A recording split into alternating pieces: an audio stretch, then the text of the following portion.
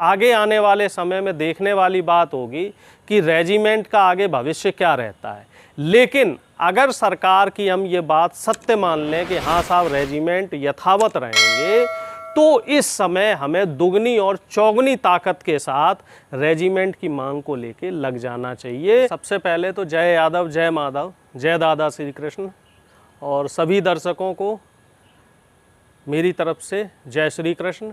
और जो आपने सवाल किया अहीर रेजिमेंट को लेकर और इसको अग्निपथ योजना से जोड़ने को लेके कि अग्निपथ योजना जो स्कीम आई है उसके बाद इस रेजिमेंट की जो उपयोगिता है या महत्ता है वो क्यों बढ़ जाती है। सरकार ने साफ तौर पे ये कहा, सरकार से सवाल किया गया कि जब आप ये शॉर्ट टर्म सर्विस दे रहे हैं, 4 साल की सर्विस दे रहे हैं जिसमें ना तो पेंशन है और ना अन्य सुविधाएं हैं, तो क्या जो रेजिमेंट बनी हुई हैं 22-23 रेजिमेंट पहले से बनी हुई हैं, क्या इन रेजिमेंट को आप ख़त्म कर देंगे। तो इस पे सरकार का जो फ़िलहाल स्टैंड है, जो पहला इन्होंने एक सरकार ने एक पक्ष रखा है वो ये है कि नहीं साहब ये रेजिमेंट यथावत रहेंगी। हालांकि सरकार कोई भी हो उसकी कथनी करनी में हमेशा फ़र्क रहता है। तो ये आगे आने वाले समय में देखने वाली बात होगी कि रेजिमेंट का आगे भविष्य क्या रहता है। लेकिन अगर सरकार की हम ये बात सत्य मान लें कि हाँ साहब रेजिमेंट यथावत रहेंगे, तो इस समय हमें दुगनी और चौगुनी ताकत के साथ रेजिमेंट की मांग को लेके लग जाना चाहिए। क्योंकि आने वाले समय में जो अग्निपथ और अग्निवीर योजना है, अगर ये योजना लागू हो गई तो उसके बाद हो सकता है कि हमारी जो अहीर रेजिमेंट की मांग है वो कमज़ोर पड़ जाए।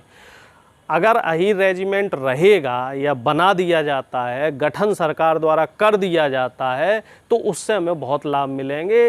पहला लाभ तो ये है कि 50% तो हमें उस रेजिमेंट में एक रिजर्वेशन मिल जाएगा, जिसमें हमारे युवाओं को कि 50% जो भर्ती है उसकी सुनिश्चिति हो जाएगी और सरकार की तरफ से जो सुविधाएं दी जाती हैं उन सुविधाओं का लाभ वो युवा ले सकता है।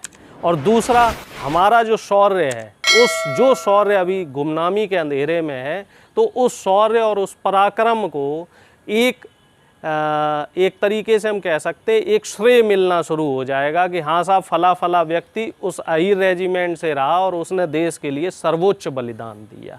तो ये चीज़ें हैं जिनको हमारे युवाओं को समझने की ज़रूरत है, जिनको हमारी आने वाली पीढ़ी को समझने की ज़रूरत है। और मौजूदा माहौल को देखते हुए हमें अहीर रेजिमेंट की मांग में त्वरितता लानी चाहिए। अहीर रेजिमेंट की मांग और तेज़ी से कर देनी चाहिए। हमें शिथिलता नहीं दिखानी है, क्योंकि इस सरकार का कोई भरोसा नहीं है। ये सरकार कभी भी पलट सकती है, ये सरकार अपने बयानों से कभी भी पीछे हट सकती है। आपने पीछे आने वाले दिनों में भी देखा, किसान आंदोलन में भी देखा, सरकार पहले कहती रही आंदोलन बढ़िया है, कानून बढ़िया है साहब, और फिर सरकार रोल बैक हो गई। ठीक है। और ऐसी तमाम योजनाएं सरकार लाई जिसमें सरकार ने कहा कुछ और किया कुछ। तो हमारा मतलब सरकार की यहाँ पे बुराई करने का नहीं है, सरकार की हमारी निंदा करने का नहीं है। हमारा सिर्फ मतलब एक है, और वो मतलब ये है कि साहब कैसे भी जोड़ तोड़ लगा के एन केन प्रकारेण कैसे भी करके साहब ये जो अहीर रेजिमेंट है इसका गठन करवा लो। और इसके लिए हमें सबको मिलके एकजुट होना पड़ेगा। इसमें हमें ये नहीं देखना पड़ेगा कि साहब आप यूपी के यादव हैं, आप बिहार के यादव हैं, आप हरियाणा के यादव हैं, आप राजस्थान के हैं, जो भी हैं, जितने भी यादव हैं। एक आंकड़ा ये बताता है कि 14 से 18% तक यादव इस देश में हैं। तो सबको इकट्ठा होना पड़ेगा, आने वाली नस्ल के लिए इकट्ठा होना पड़ेगा, अपने शौर्य और पराक्रम के पहचान को बनाने के लिए इकट्ठा होना पड़ेगा। और सबसे बड़ी बात है कि जो हम देश के लिए सर्वोच्च बलिदान दे रहे हैं, तो वो हमें हमारे सीने पर एक बिल्ला चाहिए जिस पे अहीर रेजिमेंट लिखा हो, और इसके लिए हमें इकट्ठा होना पड़ेगा। और इसमें हम ये नहीं कह सकते कि साहब अभी नहीं और आगे करेंगे या फिर करेंगे, क्योंकि ये मुझे लगता है सबसे सही मौका है। इस समय सरकार चारों तरफ से घिरी हुई है, गरीबी हो, महंगाई हो, बेरोजगारी हो, तमाम मुद्दों पे गिरी हुई है। तो ये मौका सबसे सही है। इस समय अगर हम पूरी मजबूती के साथ चोट मारेंगे तो सरकार हमारी बात निश्चित तौर पे मान लेगी। जैसे किसानों की बात सरकार ने मान ली, उसी तरीके से यादव भाइयों की भी बात जो है वो सरकार को माननी पड़ेगी। तो मेरा आपके चैनल के माध्यम से सभी यदुवंशी भाइयों से निवेदन है कि हे यदुवंशी भाइयों, सब एकजुट हो जाओ। अब सोचो मत, अब सोचने का समय नहीं है, अब कुछ करने का समय है और ये बहुत सही समय है। और इस समय हमें इसकी मांग, जो रेजिमेंट की मांग है, वो बहुत तेज़ी से लानी है। क्या लगता है कि देखा कि चाहे खेड़ की दौला हो, चाहे जगह जगह जितने भी जगह अही रेजिमेंट की मांग की जाती है, वहाँ पर तमाम पार्टियों के नेता आते हैं, वादे करते हैं, आश्वासन देते हैं, चले जाते हैं। लेकिन 24 का चुनाव आने वाला है, लोकसभा का चुनाव, देश का सबसे बड़ा लोकतंत्र का त्यौहार होता है। उसके पहले क्या लगता है कि मांगों को कितनी पुरजोर तरीके से रखना चाहिए और 24 के चुनाव में कितना बड़ा मुद्दा बन सकता है ये? भाई देखो, ऐसा है, नेता आपके पास तब आएगा, सत्ता पक्ष का नेता तो आएगा नहीं।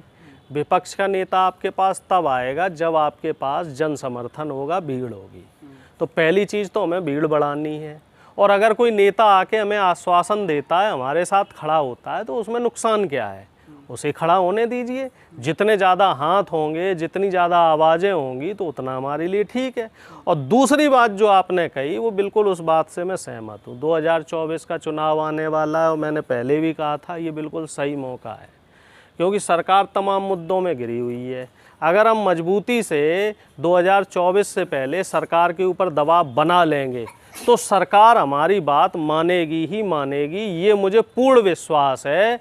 और मुझे पूरा यकीन है कि अगर हम इस आंदोलन को 6 महीने तक और आगे कंटिन्यू करते रहें और हर ज़िले से इसमें प्रदर्शन होना शुरू हो जाए। अभी भी तमाम राज्य ऐसे हैं जहां पे मूवमेंट उतना अच्छा नहीं चल रहा है। ये मूवमेंट हम देखें तो हरियाणा में, दिल्ली में, उत्तर प्रदेश में, बिहार में, राजस्थान में, मध्य प्रदेश, ये 5-6 राज्य हैं, यहाँ तो हर ज़िले में ये मूवमेंट चल रहा है। लेकिन और जो तमाम राज्य हैं उनमें बहुत से ज़िले ऐसे हैं जिसमें अही रेजिमेंट की मांग उतनी मुखरता से नहीं उठ रही है। तो मेरा आपके चैनल के माध्यम से ये सबसे निवेदन है, जितने श्रोता हैं, जितने दर्शक हैं, कि हर ज़िले से इसकी मांग मजबूती से उठानी है।